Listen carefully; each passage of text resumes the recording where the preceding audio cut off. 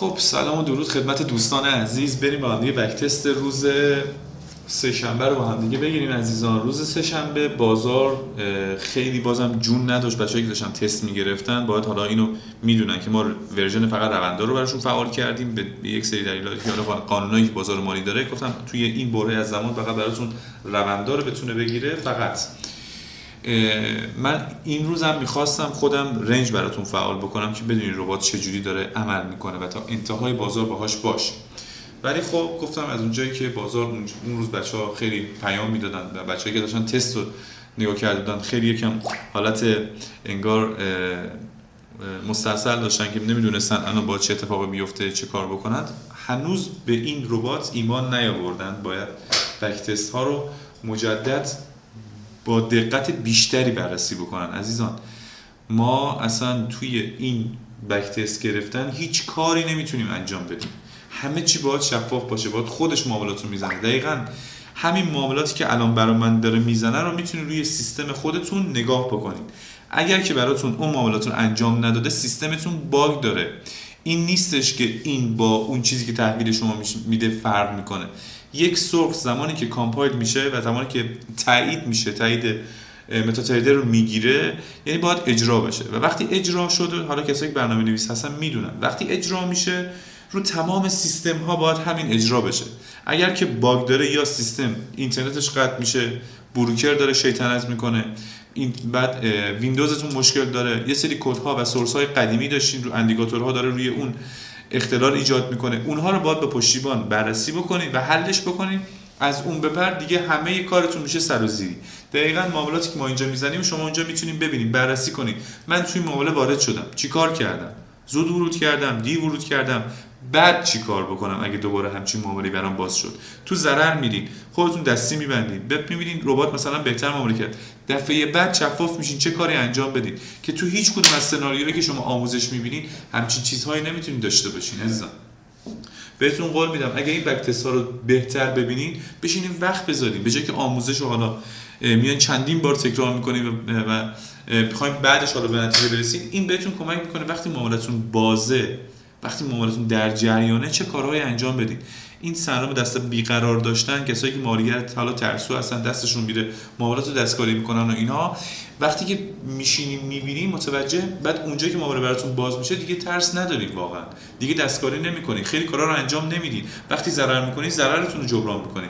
یه معامله ما دانشجویی داریم، حالا پشتیبان عزیز به من میگه 80 پیپ تو معاملهش داخل سود بوده نبسته. من خودم 10 پیپ 20 پیپ از این بازار سود بگیرم خداحافظ. اصلا بحث پیپ نیست اینجا، بحث پول در آوردنه. واقعا نمیفهمم الان ما داریم توی این بازار مالی پول میخوایم در بیاریم یا میخوایم فقط یک کسی رو تخریب بکنیم یا یه نفر مثلا ببریم بالا. من هنوز متوجه سناریوی بازار مالی متوجه نشدم بچه‌ها دارن چیکار میکنن. عدد رقمه بچه‌ها پول $10 داره بهتون سود میده. $10 عدد خیلی زیادیه. اگه بالانس روزتون مثبت $10 میگیرین، بیاین بیرون. به سودهای کذایی که بهتون نشون میدن اصلا توجه نکنین عزیزان.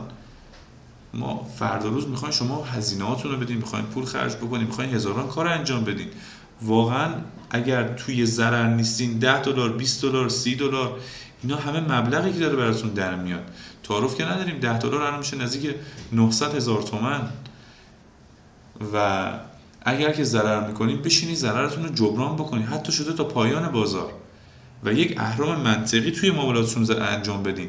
نگاه نکنید مثلا من الان $0.2 دارم میذارم روی اکانت $1000. شما دیدین وقتی میرم لایف ترید $10,000 دارم فعال میکنم، باز 1/10 معامله میکنم، 2/10 معامله میکنم، چون پول واقعیه. من حالا به کسایی کار ندارم طرف 10,000 تا میذاره توی یک معامله 400 500 تا نوش جونش، اون میتونه منطقشو داره، میتونه میگیره. من دوست دارم منطقی برخورد کنم، چون معامله کردن من روی کسی که داره نگاه میکنه تاثیر داره، روی ذهنیتش تاثیر داره. شاید اون بنده خدا با حساب پراپ بخواد کار بکنه، ریسکشو میبره بالا، حسابشو کال میکنه، پراپشو از دست میده. پس نباید، من دارم کاری رو انجام میدم که در نهایت شما عزیزان توی معامله گریتون دارین انجام میدین. چون بیشتر شما عزیزان، من میدونم 90% کسایی که دارن میان تو بازار مالی سرمایه‌شون بین $100 تا $900، یعنی حتی به $1,000 هم نمیرسه. بعضیاشون با حساب پراپ دارن فعالیت میکنن و نمیتونن ریسکشون رو زیاد ببرن. خب من بیام حساب 10000 تایی بذارم، بعد مثلا توی یک معامله $4000 سود بگیرم، خب چه به درد کسی که داره الان منو میبینه میخوره؟ بعد این نامردی نیست؟ طرف اونجا طمع میکنه، میره تو معاملات خودش، ببخشید معامله رو فعال میکنه، 4 تا رباش بهش ضرر میزنه، حسابشو کال میکنه.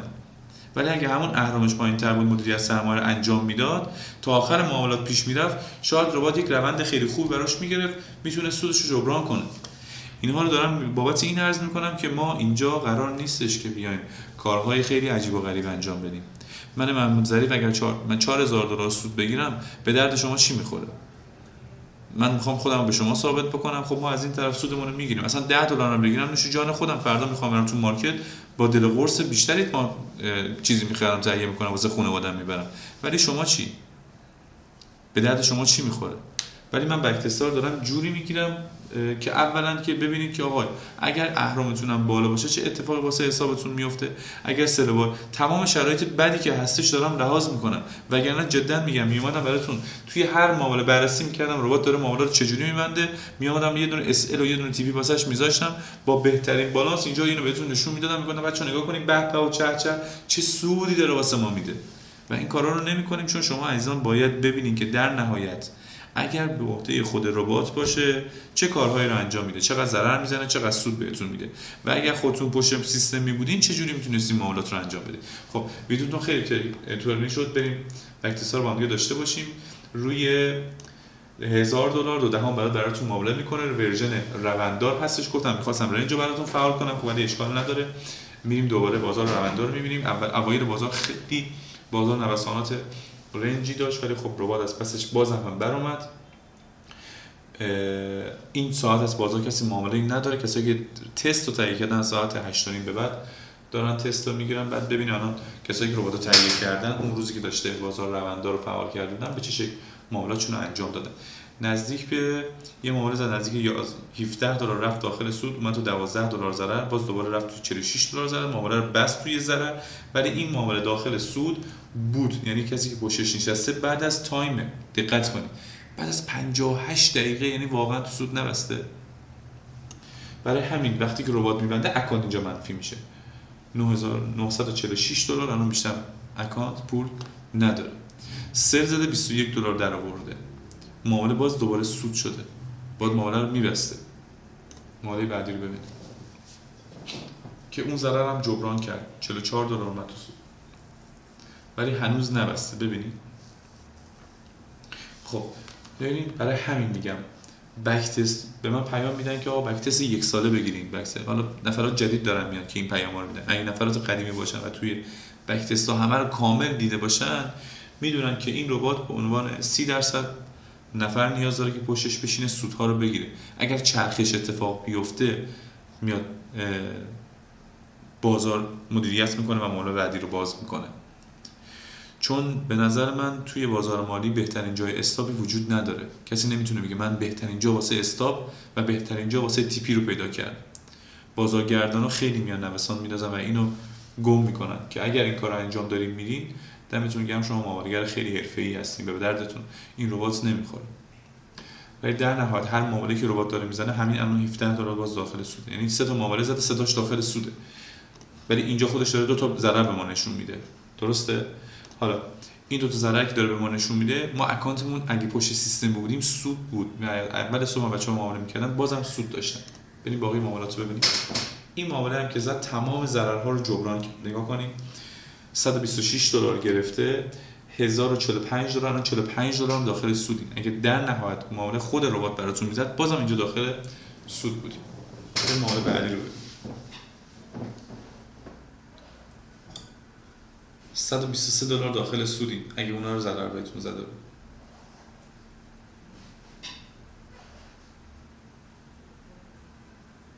سل زد رفت داخل سود، بعد مجدد اومد داخل زد، باز سود، باز ضرر. خیلی ها میدونن اون بالای بازار کسی سل فعال نمیکنه و اگر فعال شد توی سود کوچیک میبست، بای فعال شد باز اون ضرر رو جبران کرد. بریم همین جا رو ببینیم. من دوباره مجدد واسهتون بیارم. چند پیپ ضرر بهمون زد؟ 22 پیپ. چند پیپ بهتون سود داد؟ 50 پیپ.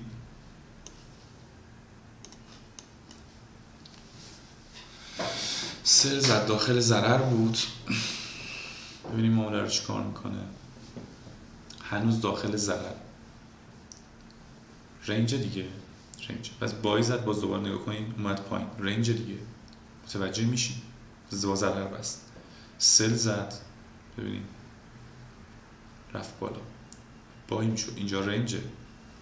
خیلی نفرات همین سایکل رو یاد بگیرن، ربات خیلی خوب براشون معاملات رو میزنه. متوجه میشدن، یه دونه اینجا متوجه نشدن، اینجا که متوجه میشن دو تا صف دارن. اینجا سل میزد 40 پیپ بهشون داده بود، بای میزد 32 پیپ بهشون داده بود. ولی ما روندا رو فعال کردیم. میخوام این ضررها رو ببینید. در نهایت حسابتون الان $100 باز عقبه. ببینید اینا که سود بود، اینم سود بود، بعدیش هم خب سود خیلی بیشتری از این بود. خب ولی ما داریم ضرر رو بهتون نشون میدیم که در نهایت اگه ضرر بخوری، اینجا $204 گرفته، $45 ضرر داده، توی این $45 میتونستی سود بگیرید. اگه نگرفتی این $45 $18 بعدیش بدون سود داده که بیشتر هم بهتون سود داده بود، خیلی بیشتر از این حرفا، که میتونستید اینو جبران بکنید. بعدیش این ضرراشه که بعد از 3 تا ضرر پشت سر هم زده، چون بازار ما احساس میکنیم معامله‌گری هستن که از اینا رو متوجه نیستیم. ببینیم بعدش چه اتفاقی میفته.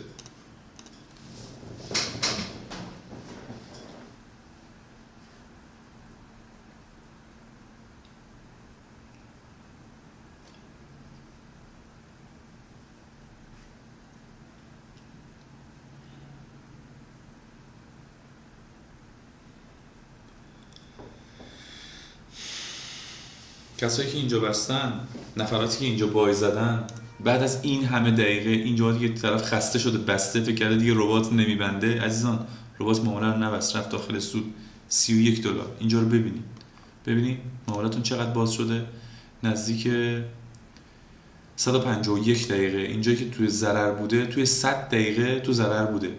کسایی که نبستن اعتماد داشتن، الان دارن سود اون اعتمادشون رو میگیرن، میشه جانشون. اینها رو ببینید، واقعا دقت بکنید عزیزان. $100 بهشون سود داد اونایی که نبستن. تمام ضرراش باز جبران شد همینجا توی این $100 سود. $160، $170، $180، $190، همش جبران شد، رفت داخل سود. $245. این همون معامله است که رفت داخل ضرر. ببینید $300، یعنی 30% حساب رشد داده. 30% خیلیه توی یه روز 30%. بهترین مؤسسات توی یک روز بیشتر از 0.1% بهتون سود نمیده. سالیانه بهتون 10% قرار بدن، 20% بانک ها، 23% بانک ها قرار بدن. شما توی یه روز 30%، توی معامله 400% داره بهتون سود میده. بی‌نظیر نیست واقعا. و انتهای معامله 500%، میگم 500%، 50%. اینجا با اون ضررایی که بهتون زد $335 بهتون سود داد که همه اینها هم دیدین سود بود عزیزان. بعد از اونم نباید معاملتون میگرفته در اون روز. ببینید نزدیک 711 دقیقه معامله دیگه نداشته. لطفاً اگر معامله براتون نمیزنه بدونین که بازار یه تک داره حرکت میکنه، سناریوهایی براش فعال نشده، هنوز استراتژی بهش ورود نداده که بخواد برای شما معامله بعدی رو بزنه. چرا اینجا واسه معامله نکرد اونجا نزد، اینها نیستش. یک سورسی من درست کردم، یک کدی و استراتژی واسه ربات چیدم که بر اساس همون دیتا ها میاد براتون معامله میزنه. اصلا پشتیبانی کاری نمیتونه انجام بده و جواب شما رو نمیتونه بده که چرا نزد. ما تو بازار مالی اصلا چرا نداریم. اون ابتدای بازار چون داره با نوسان حرکت میکنه، سناریوش انجام میشه که میاد واسه شما بای و سل میزنه، حالا یا به درست یا به غلط. اگر سناریو انجام نشده برای شما هیچ معامله‌ای نمیزنه عزیزان و پشتیبانی هیچ کاری براتون نمیتونه انجام بده.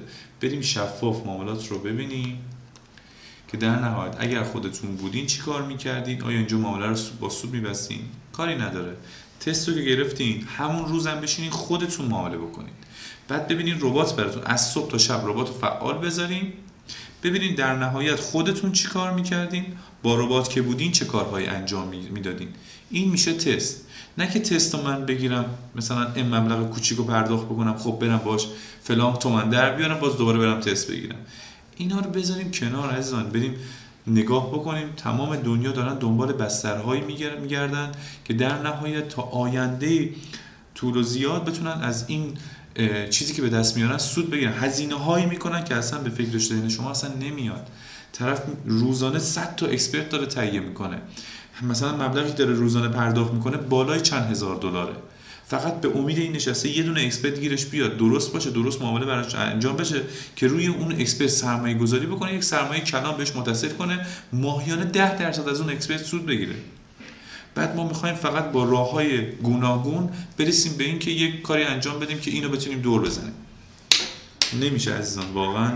اگر که فکر و ذهنمون رو بذاریم روی این که من تمرکز کنم روی این همین ربات، یک با اون آموزش‌های بی‌نظیری که من خدمتتون ارائه دادم یک راه حلی پیدا بکنم که فقط واسم در روز یه دونه معامله 10 پیپ بهم سود بده، 10 پیپمو تضمین بکنم واسه خودم، شما ببخشید در آینده میلیاردر هستیم. میلیاردری که میتونه از این تو این اوضاع اقتصادی بتونه به همه کمک بکنه و نقدینگی وارد کشورمون بکنه و همه از این اوضاع خارج بشیم و بازارمون دچار نقدینگی بشه و چرخه به راه بیفتن و بتونیم از این اوضاع خروج بکنیم. تمام معاملات رو ببینید در نهایت آخرین هم نگاه تمام معاملات هم اگر ضرر شده بود 2 تا سود خیلی کلان گرفته. خود ربات که شما بودین این 204 دین خیلی شما نزدیک 300 دلار میتونستین ببندید، این 400 خورده که حالا حرفی توش نیست 400 خورده میتونستین راحت بگیرین.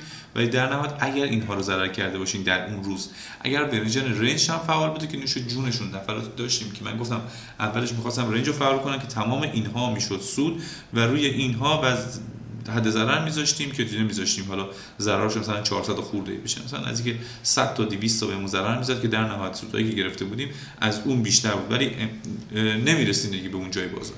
یعنی معامله‌گر میاد یه دونه معامله میزنه 10 پیپ 20 پیپ میگیره، تراز مالیش اوکی میشه، اون روز خدافظ، من دیگه با بازار مالی کار ندارم، من امروز سودمو گرفتم. هر چقدر بیشتر زمان بزنید، اینجا برعکسه، اینجا توانتون زیادتر بذارین بازار بالاخره بهتون یه ضد فن میزنه، پس سودتون رو گرفتین فرار کنین. به نظر من موفق و پیروز باشین. ویدیوتون طولانی شد، فعلا خدا.